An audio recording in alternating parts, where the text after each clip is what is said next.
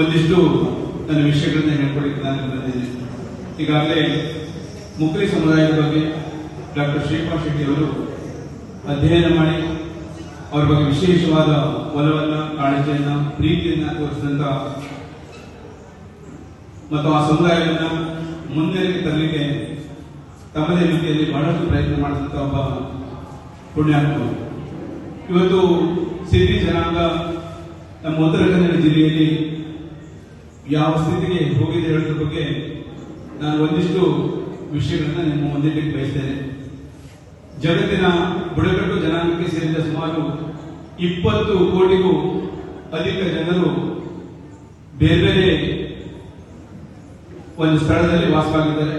ಅವರ ಸಾಮಾಜಿಕ ಜೀವನ ಮತ್ತು ಸಾಮಾಜಿಕ ರಚನೆ, ವೈಯಕ್ತಿಕ ಆಶೋತ್ತರಗಳು, ಅವರ ಜೀವನ ಶೈಲಿ, ಅಂತರ್ಕ್ರಿಯಾ ವ್ಯವಸ್ಥೆಗಳು ನಾವು ನಾಗರಿಕರೆಂದು ವ್ಯಾಖ್ಯಾನಿಸಲ್ಪಟ್ಟ ಆಧುನಿಕ ಸಮೂಹಗಳಿಂದ ಅದು ಸಾಕಷ್ಟು ಭಿನ್ನತೆಯನ್ನ ಕಂಡುಕೊಂಡಿದೆ.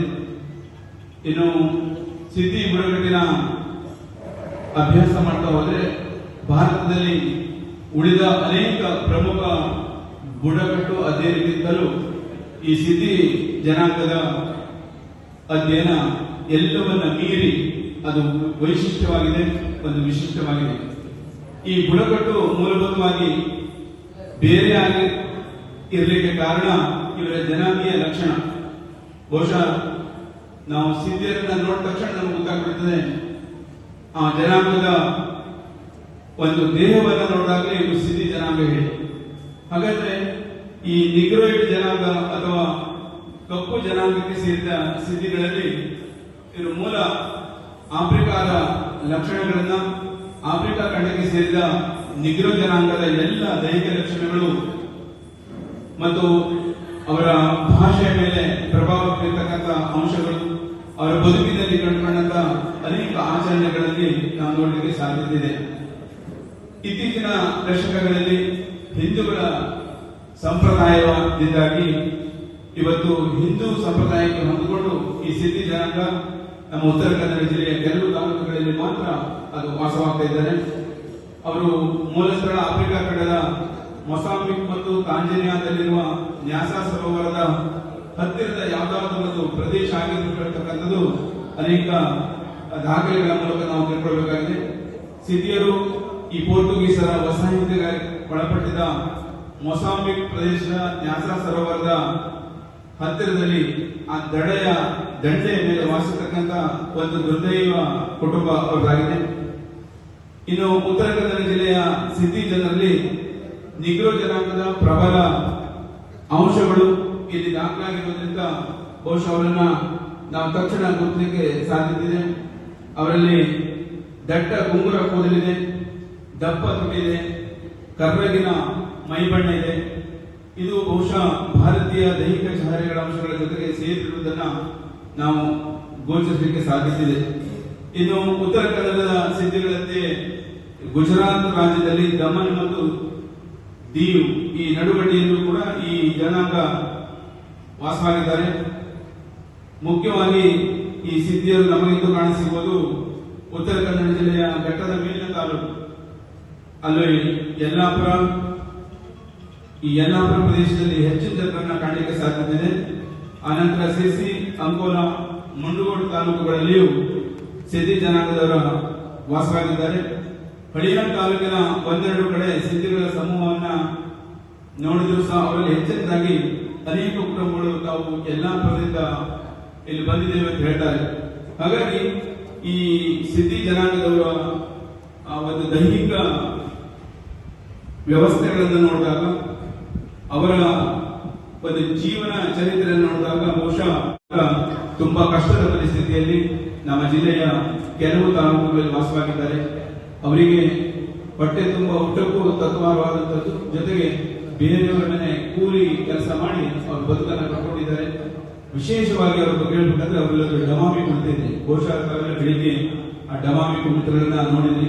ಅದು ಸಮೂಹ ಸಂಘಟನೆಗಾಗಿ ಅವರು ಬಸ್ತಾಂ ಸಿದ್ಧಿಯನ್ನ ನಾಯಕನಾಗಿ ಮಾಡಿಕೊಂಡು ಅವರು ಕಾಡಿನಲ್ಲಿ ವಾಸವಾದಂತಹ ಸಂದರ್ಭದಲ್ಲಿ ಈ ಹಾಡುಗಳು ಡಮಾಮಿ ಹಾಡುಗಳು ಬೆಳಿಗ್ಗೆ ಅವರು ಕೆಲಸ ಮಾಡಿ ಸಂಜೆ ಮನೆಗೆ ಹೋದ ನಂತರ ಮನೆ ಮಂದಿ ಎಲ್ಲ ಸೇರಿ ಬೆಳಗಾಗಲವರೆಗೂ ಈ ಡಮಾಮಿ ಕುಣಿತದಲ್ಲಿ ಭಾಗವಹಿಸುವುದು ವಿಶೇಷವಾದ ಅವರ ಸಂಪ್ರದಾಯ.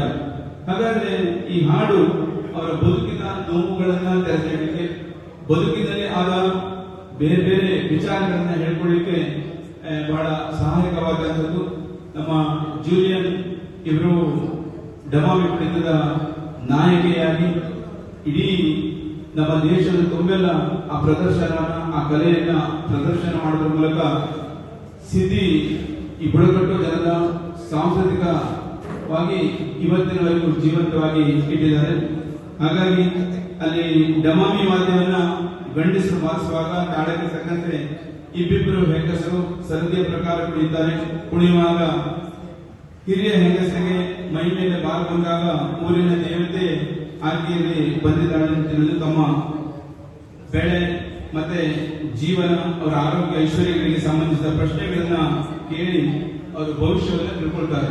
ಬಹುಶಃ ನಮ್ಮ ಹಿಂದೂಗಳಲ್ಲಿ ಕೆಲವು ಈ ಬುಡಕಟ್ಟು ಸಂಸ್ಕೃತಿ ಇದೆ. ಮೈ ಮೇಲೆ ಬಾರು ಬರೋದು, ದೇವರಿಗೆ ಹರಕೆ ಬರೋದು, ನಿರಂತರವಾಗಿ ದೇವರ ಸೇವೆಗಳನ್ನ ಮಾಡುವಂಥದ್ದು, ಬಲಿ ಕೊಡುವಂಥದ್ದು, ಪೂಜೆ ಮಾಡುವಂಥದ್ದು. ಬಹುಶಃ ಈ ಸಿದ್ಧಿ ಜನಾಂಗದಲ್ಲೂ ಹಾಗೆ ಇದೆ.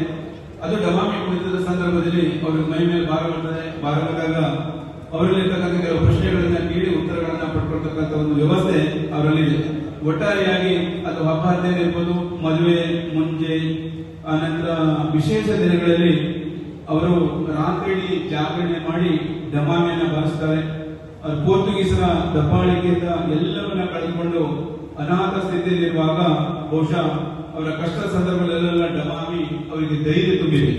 ಹಾಗಾಗಿ ಅವ್ರ ಕಡೆ ಹೇಳ್ತಾರೆ, ನಮ್ಮ ಬದುಕಿಗೆ ಈ ಡಮಾಮಿ ಒಂದು ದಾರಿ ತೋರಿಸಿದೆ, ಧೈರ್ಯ ತುಂಬಿದೆ. ನಮ್ಮ ಬದುಕನ್ನ ಕಟ್ಟಿಕೊಳ್ಳಿಕ್ಕೆ ಈ ಡಮಾಮಿ ಕುಣಿತ ಪ್ರೇರಣೆ ನೀಡಿ ಹೇಳ್ತಕ್ಕಂಥ ಮಾತನ್ನ ಹೇಳ್ತಾರೆ. ಈ ಕಷ್ಟ ಬಂದಾಗಲೆಲ್ಲ ಡಮಾಮಿ ಒಂದ್ ಕಡೆ ಧೈರ್ಯ ತುಂಬಿದ್ರೆ, ಮತ್ತೊಂದ್ ಕಡೆ ಅವರನ್ನ ಮುಂದಿನ ಜೀವನಕ್ಕೆ ಅವರನ್ನ ಸಾಗಿಸ್ತಕ್ಕಂಥ ಕೆಲಸ ಆ ಕುಣಿತದಲ್ಲಿ ಅವರು ಕಂಡುಕೊಂಡಿದ್ದಾರೆ. ಇಲ್ಲಿ ವಿಶೇಷವಾಗಿ ಒಂದು ತಮಟೆ ಇರ್ತದೆ, ಪಿರ್ಲು ಇರ್ತದೆ, ಪಿಂಪು ಇರ್ತದೆ. ಇದೆಲ್ಲ ಡಮಾಮಿ ಕುಣಿತದ ಪ್ರೇರಣೆ ಆಗಿದೆ ಅವರಿಗೆ. ಈ ಜನಾಂಗದ ಜನಪದ ಕಲೆ ಡಮಾಮಿ ಕುಣಿತ ಇಡೀ ನಾಡಿನ ತುಂಬೆಲ್ಲ ಪರಿಚಯಿಸಿ, ಆ ಕಾರಣಕ್ಕಾಗಿ ಅವರು ಹಂಸಮೋಳ್ ಸಿದ್ಧಿ ಸಾಂಸ್ಕೃತಿಕ ಕಲಾ ತಂಡವನ್ನು ಕಟ್ಟಿ ದೆಹಲಿ, ಮುಂಬೈ, ಲಕ್ಷದ್ವೀಪ, ಸಿಂಗಾಪುರ ಹೀಗೆ ಬೇರೆ ಬೇರೆ ದೇಶ ವಿದೇಶಗಳಲ್ಲೂ ಸಹ ಈ ಕಲೆಯನ್ನು ಪ್ರದರ್ಶನ ಮಾಡಿದ್ದಾರೆ. ಒಟ್ಟಾರೆಯಾಗಿ ಸಿದ್ಧಿ ಜನಾಂಗದ ಡಮಾಮಿ ಕುಣಿತದ ಮೂಲಕ ಇಡೀ ಜನವರ್ಗದ ಬುಡಕಟ್ಟಿನ ಕಲೆ ಮತ್ತು ಸಂಸ್ಕೃತಿಯನ್ನು ಕಟ್ಟಿಕೊಳ್ಳಿಕ್ಕೆ ಅದು ಸಹಾಯಕಾಗಿದೆ. ಒಂದಿಷ್ಟು ನಮ್ಮ ಘಟ್ಟದ ಮೇಲಿನ ತಾಲೂಕಿನ ಕೆಲವು ತಾಲೂಕುಗಳಲ್ಲಿ ವಾಸವಾದಂತಹ ಸಿದ್ಧಿ ಜನಾಂಗ ಉಳ್ಳವರ ಮನೆಯ ಕೂಲಿಯಾಳಾಗಿ ತಮ್ಮ ಬದುಕನ್ನು ಕಂಡುಕೊಂಡು ಅತ್ಯಂತ ಕಷ್ಟದ ಪರಿಸ್ಥಿತಿಯಲ್ಲಿ ಜೀವನವನ್ನು ಸಾಗಿಸುತ್ತಿದ್ದಾರೆ. ಅವರು ಸಮಾಜದ ಮುಖ್ಯ ವಾಹಿನಿಗೆ ಬರಬೇಕು ಅಂದ್ರೆ ಅವರೆಲ್ಲರೂ ಶಿಕ್ಷಣ ಪಡೆಯಬೇಕು. ಎಲ್ಲರೂ ಶಿಕ್ಷಣ ಪಡೆಯುವುದರ ಮೂಲಕ ಅವರ ಬದುಕು ಹಸನಾಗಲಿ ಅಂತ ಈ ಸಂದರ್ಭ ಹೇಳ್ತಾ, ಸಿದ್ಧಿ ಜನಾಂಗದ ಕುರಿತು ಮಾತನಾಡಲಿಕ್ಕೆ ಅವಕಾಶ ಮಾಡಿಕೊಟ್ಟಂತ ಜಾನಪದ ಅಕಾಡೆಮಿಯ ಗೌರವದ ಎಲ್ಲ ಸದಸ್ಯರಿಗೆ ಅಧ್ಯಕ್ಷರಿಗೆ ವಂದಿಸಿ ನಾನು ಮಾತು ಮುಗಿಸ್ತೇನೆ. ನಮಸ್ಕಾರ.